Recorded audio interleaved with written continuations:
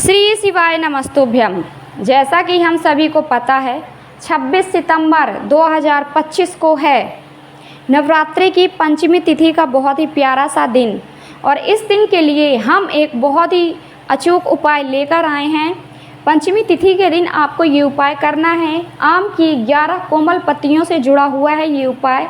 तो इस उपाय को आप लोग करते हैं तो आपके घर के सभी संकट दूर होते हैं, साथ में आपको माता रानी का भी आशीर्वाद मिलेगा, क्योंकि इस दिन के लिए आप लोगों को बहुत ही प्यारे प्यारे से उपाय करना है।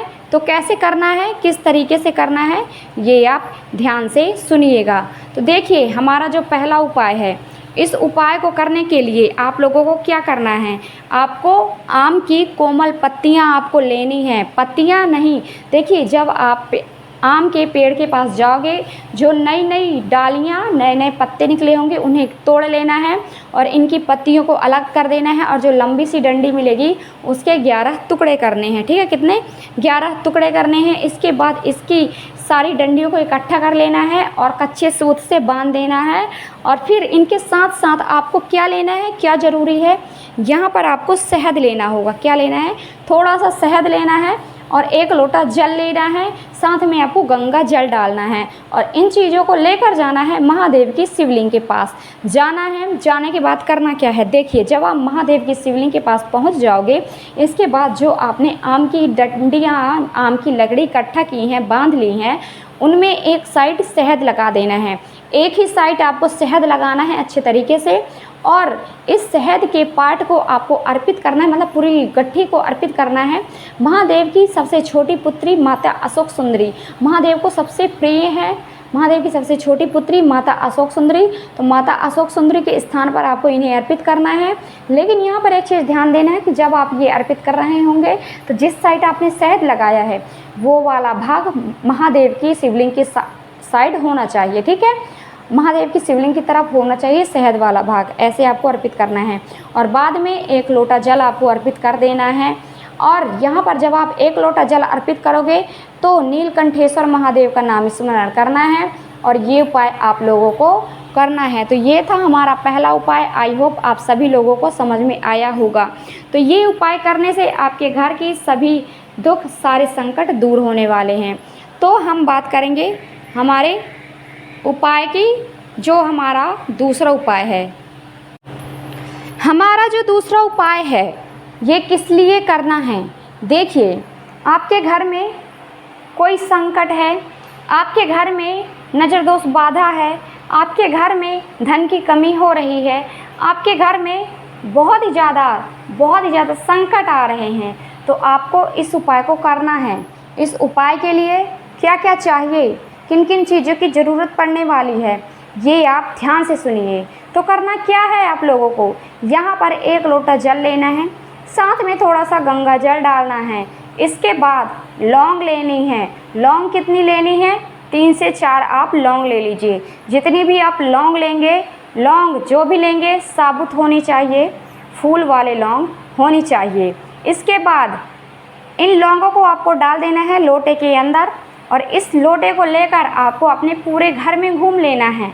घूमने के बाद इस लोटे को लेकर जाना है नीम वृक्ष के नीचे। नीम का पेड़ होगा, वहाँ पर जाना है, क्योंकि जिस तरीके से महादेव को बेल का पेड़ प्रिय होता है, उसी तरीके से माता रानी को नीम का पेड़ बहुत ही ज़्यादा प्रिय होता है। तो वहाँ पर जाना है, इस 1 लोटे जल को नीम के पेड़ में अर्पित करना है, जल चढ़ा देना है। और जब आप ये जल अर्पित कर रहे होंगे तो अपनी कुल देवी का नाम स्मरण करना है। किनका?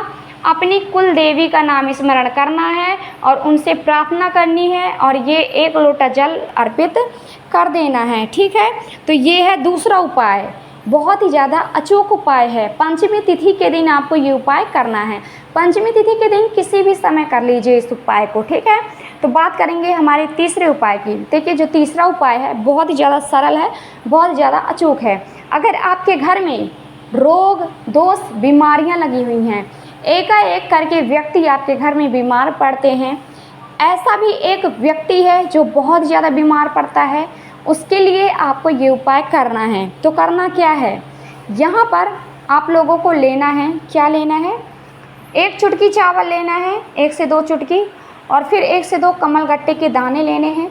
इनको लेने के बाद उस व्यक्ति के ऊपर से 7 बार 5 बार उतारना है, क्लॉकवाइज घुमाना है। इसके बाद पूरे घर में लेकर घूमना है और फिर इसे लेकर जाना है महादेव की शिवलिंग के पास।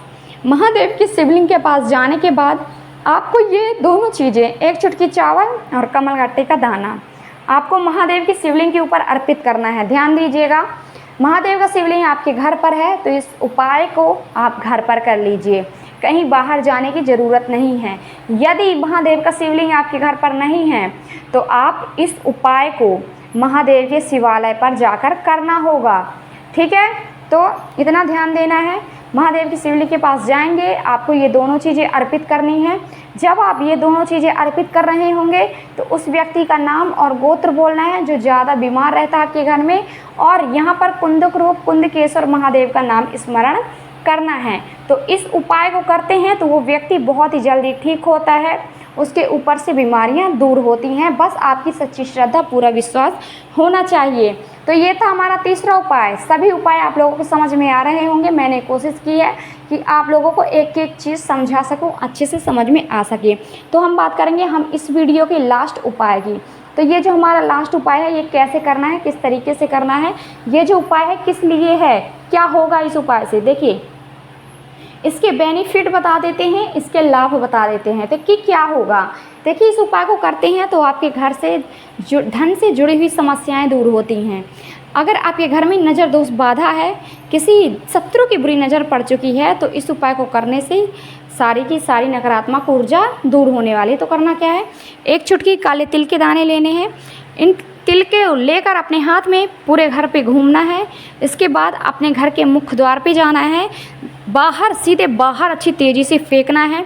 जब ये काले तिल के दाने फेंक रहे होंगे तो यहाँ पर आपको चंपेश्वर महादेव का नाम स्मरण करना है। किनका, चंपेश्वर महादेव का नाम स्मरण करना है और ये उपाय आपको करना है।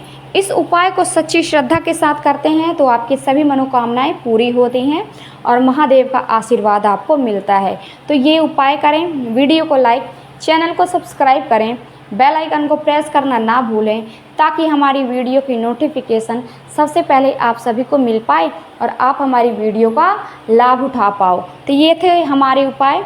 तो आई होप सभी उपाय आप लोगों को समझ में आए होंगे। तो हम मिलते हैं हमारी नेक्स्ट वीडियो में।